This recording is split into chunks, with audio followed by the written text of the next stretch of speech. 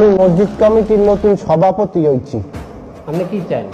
আমার আগে যে এই মসজিদের সভাপতি ছেলে হে ব্যাপক টাকা কামাইছে, আমিও হেন টাকা কামাই চাই, সেই আপনি পরামর্শ দেবেন। আপনার মসজিদ কয়তালা?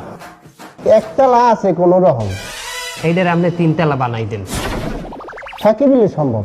জুম্মার নামাজের পরে মসজিদের বয়ান শেষে আপনি সভাপতি হিসেবে কথা বলবেন যে আমাদের মসজিদের লোক ধরে না, এই মসজিদ 3 তালা করা লাগবে, 2 কোটি টাকা লাগবে। এলাকার মানুষ এত টাকা কি দেবে? এলাকার মানুষ আগে দেবে কেন? আগে আমনে টাকা দেবেন। এলে আমি এখানে কি টাকা দিতে আইছি? আমি এখানে কি কামাইছি?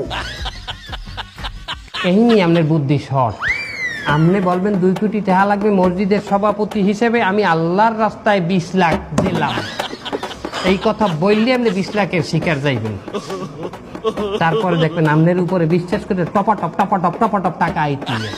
হাতে মানুষ যখন আমার কাছে 2 কোটি টাকার হিসাব চাইবে তখন মুই হলমুখী। সভাপতিত্ব সাইডে দেবেন আর একটার উপর চাপাই দেবেন, হিসাব অর্ডার দাগ দিয়ে মানুষ নেবে। ও